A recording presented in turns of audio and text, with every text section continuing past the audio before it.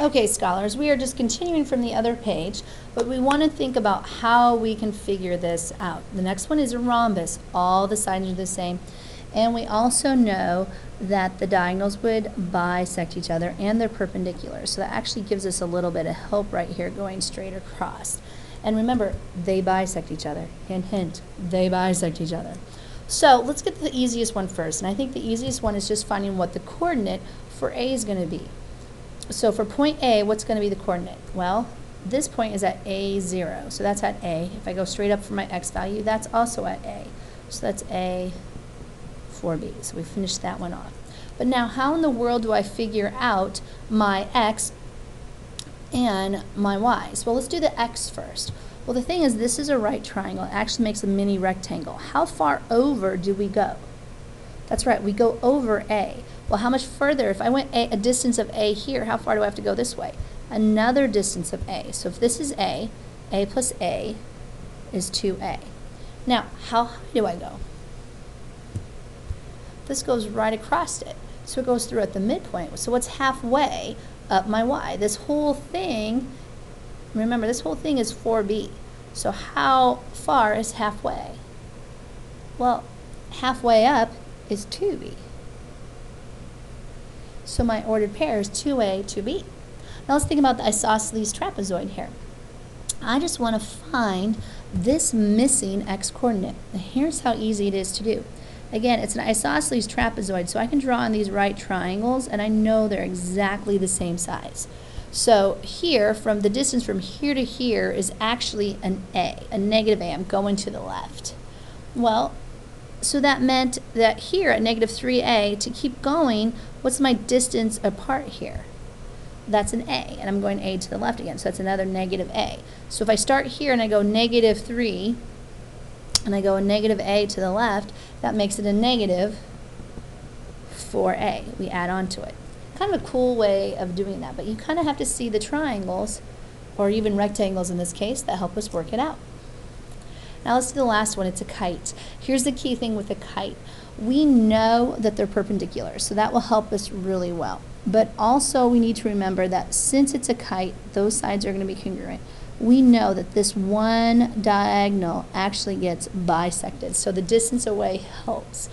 So right here, I know I'm not above the x-axis, so the y is really easy to get. That's 0. But how far over did I go to get to this x value? I went over B. Well, what do I go the other way? A distance of B also, but since I'm going to the left, it's negative B, 0. So kind of think through, like, what are the things that we can get here, and we should be able to get the different values. Now, here's another thing you need to be able to do. You need to be able to do what's called generic math. When I don't have numbers, I have variables in instead. So we need to learn to be able to do that in order to do proofs. So notice I asked you to find the slope, the midpoint, and length of segment ER. So we're just using this segment right here. So slope, if we remember, okay, to find the slope, it's the change in y over the change in x. So my slope is going to be the following.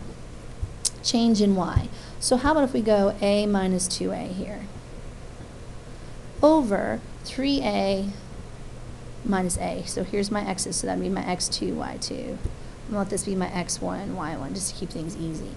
Minus a. Well, that gives me a negative a over 2a. Now, am I done here, or can I reduce more? Yeah, I can simplify out with my a's. They become 1.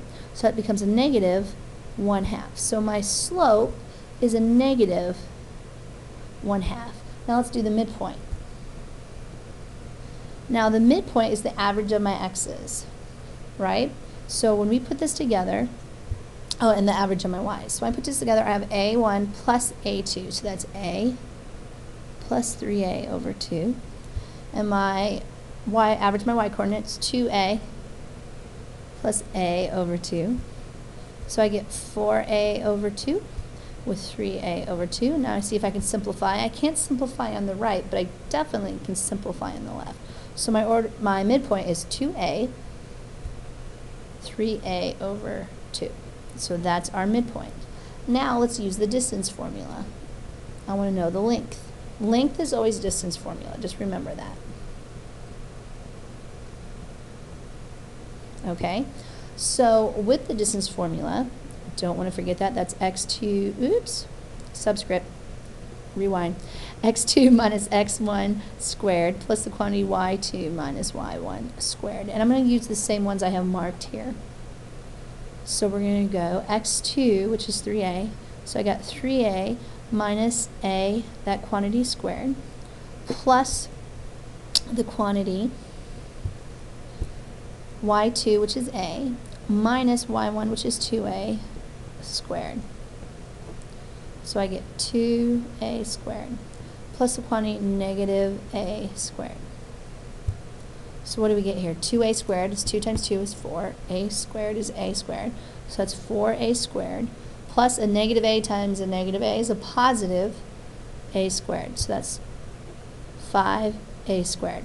Now here's the deal that we have to make sure we can do our math well, is the fact that this is actually a perfect square number, so it comes out, and that actually ends up being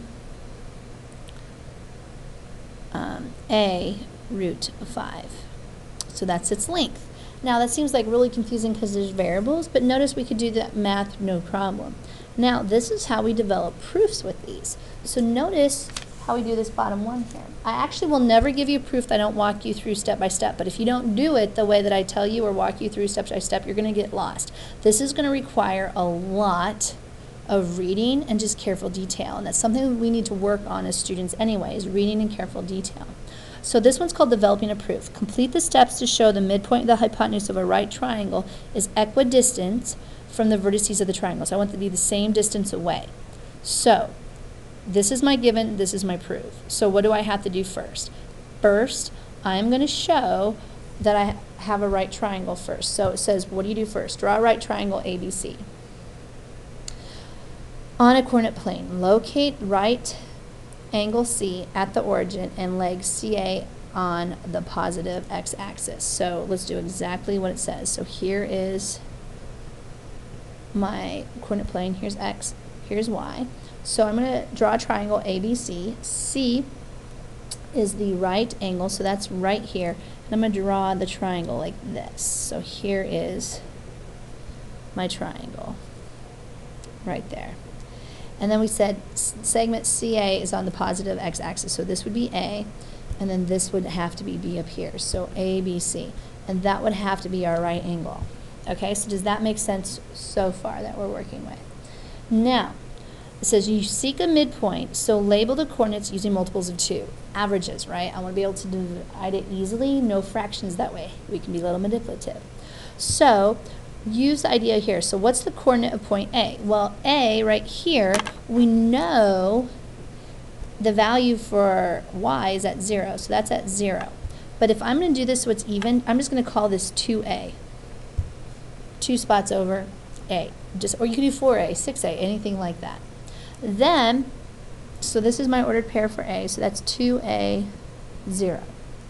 Now I'm going to turn around and I'm going to do the points for B. And I'm going to do the same type of idea, but I'm going up. So I'm going to have my x coordinate is going to be at 0, but I'm going to let my y coordinate be called B because that's the distance up of B. So I'm going to go 2B, just to have a little bit different. So I'm going to go 0, 2B. Now, by the midpoint formula, I should be able to find the midpoint first because I want to know that the midpoint is going to be the same distance away from every one of these. So I'm actually having to do the distance formula 3 times. So I have to get the midpoint first. So let's calculate the midpoint first of this. So I want to get that point. I want to get the midpoint. Okay? So midpoint formula, that's why we practiced it up above.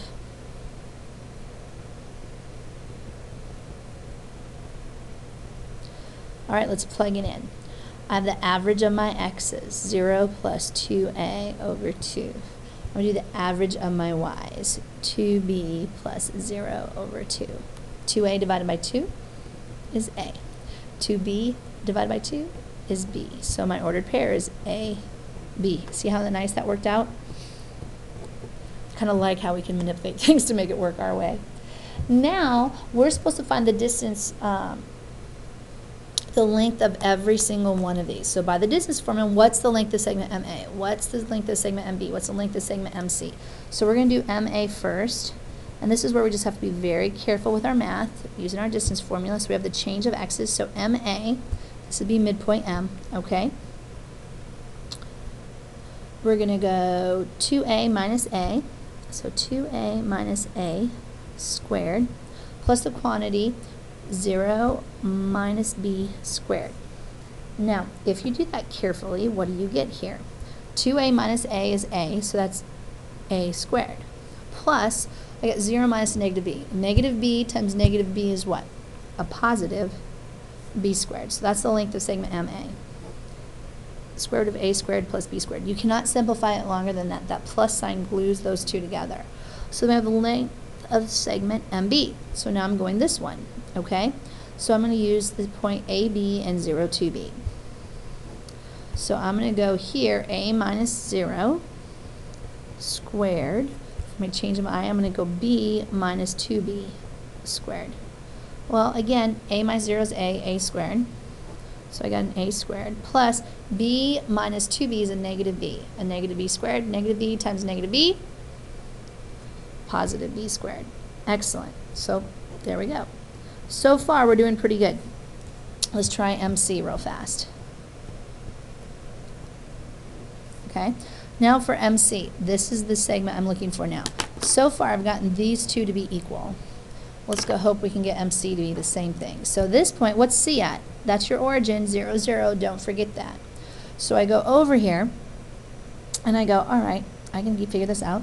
I'm going to go a minus 0 squared plus b minus 0 squared. A squared plus b squared.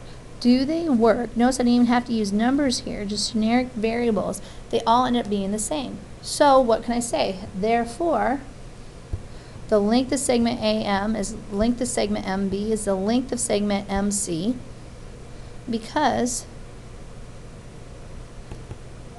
they are all the same length. We'll do the same type of stuff on your homework supplement and in your book. So hopefully this will give you a start, but I would use this really close tonight when I'm doing my homework.